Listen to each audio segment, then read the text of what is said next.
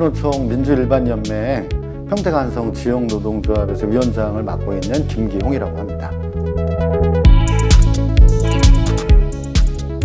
지금까지 4, 5년 동안 업체가 3군데 바뀌면서도 지속적으로 이제 고용 승계가 돼 왔었던 그런 이제 사업장이었는데, 작년 연말에 이제 그 업체가 바뀌면서 해고가 이제 5명이 발생하게 됐고, 또 그 해고 과정에서 보니까 그 5분들이 이렇게 속칭 찍힌 이제 사람들이었던 거죠.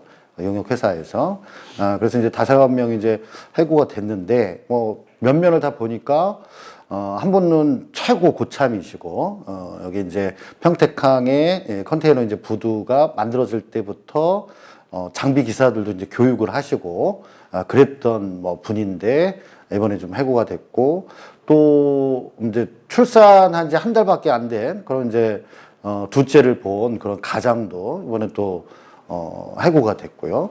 또 그 여성 노동자 이제 2분도 마찬가지로 해고가 됐습니다. 특히 이제 한 분은 직장 내 괴롭힘으로 또 신고도 했음에도 불구하고 당사자는 재사항직을 계속 유지를 한 반면에 직장 내 괴롭힘을 이제 신고하신 분은 오히려 해고가 되는 그런 참 일도 발생을 했고요. 또 한 사람은 이제 이제 가족이 좀 아픈데 또 병간호도 해야 되고 그런 상황임에도 불구하고 또 마찬가지로 또 이제 해고가 됐거든요. 특히 5명이 이번에 계약이 안 됐는데, 그 5명이 다 이제 민주노총 소속이고, 또 그 중에 3분은 또 핵심적인 일을 하는 또 핵심 간부이고, 그런 상황들이 용역업체가 분명히 또 원청도 이것과는 좀 무관할 수 없는 것 같고요. 이번에 좀 노동조합을 좀 와해시키고자 한 거 아닌가. 부당한 노동행위가 분명히 이제 발생을 했었고, 그렇다.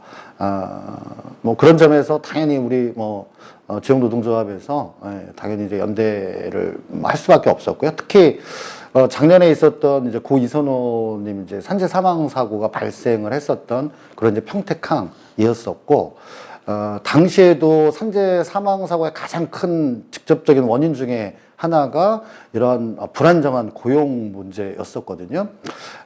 정규직과 비정규직, 그리고 또 일용직 노동자가 이렇게 혼재되어 있는 노동 현장 속에서 지위가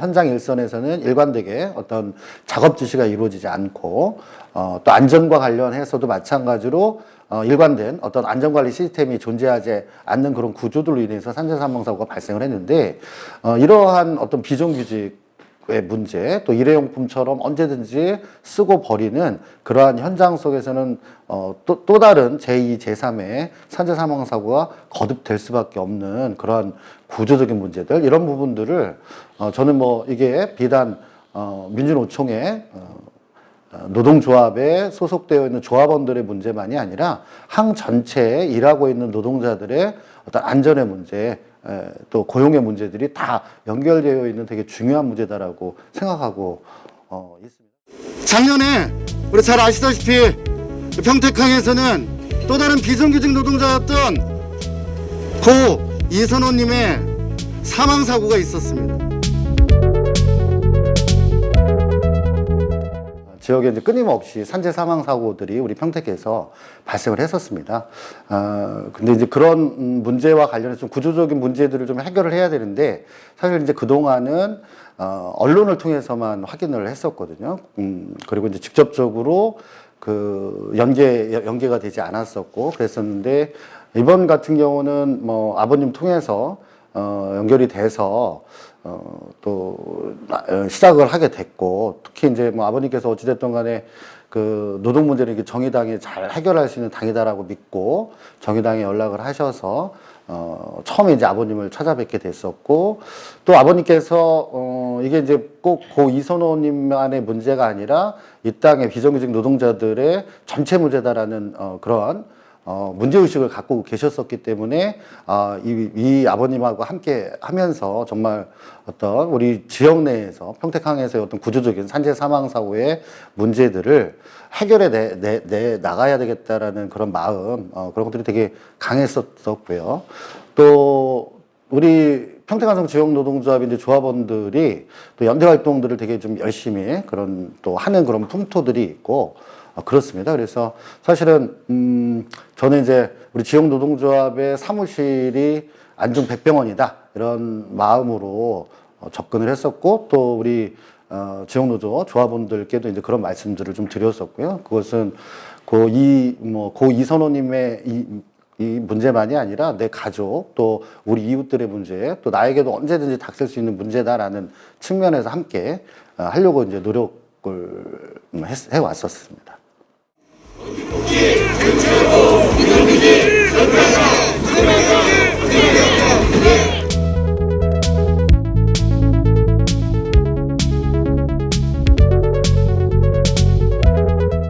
올해로 이제 21년째를 맞이합니다.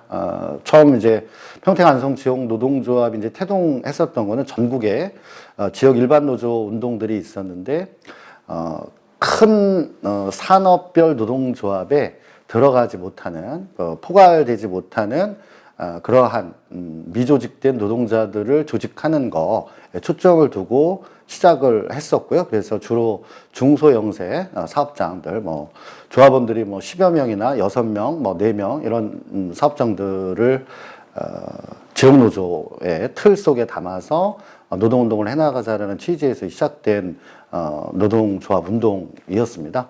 지금도 마찬가지로 평택안성 지역노동조합은 우리 이제 담벼락을 넘어서, 공장의 담벼락을 넘어서 이 사업장들끼리 연대하고 또 지역 전체와 연대해서 그러한 지역적인 연대 기풍들을 전국적인 연대 기풍으로 만들어서 하나의 노동조합이 될 수 있도록 하는 거, 거기에 이제 초점을 두고 운동을 진행하고 있고요. 그래서 어느 업종이든지 간에 상관없이 누구든지 노동조합에 가입할 수 있게끔 이 가입의 문턱도 상당히 좀 낮게 되어 있는 노동조합입니다. 그래서 언제든지 노동조합의 문을 두드려 주셨으면 좋겠습니다.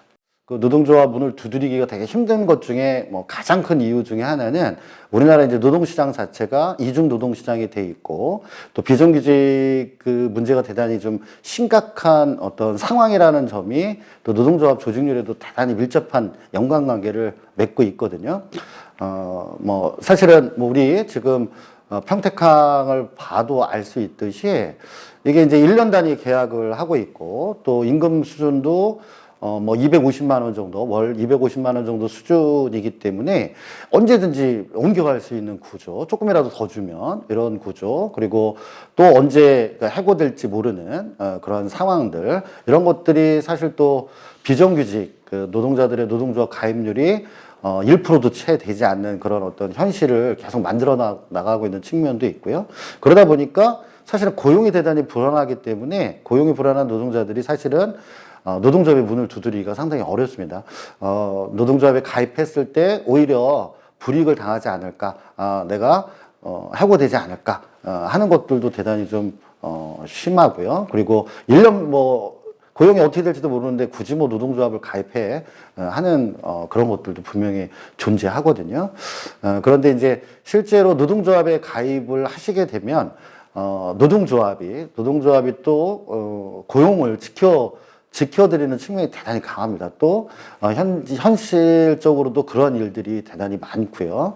또 노동조합이 힘을 통해서 고용 승계되고 고용이 안정되고 이런 것들이 사실 되게 많기 때문에, 아직 노동조합에 가입하지 않으신 분이 계시면 적극적으로 노동조합의 문을 두드리셔야 된다. 그래야 헌법에서 보장되어 있는 노동 3권을 온전히 누릴 수 있다라는 말씀 드리고 싶고요.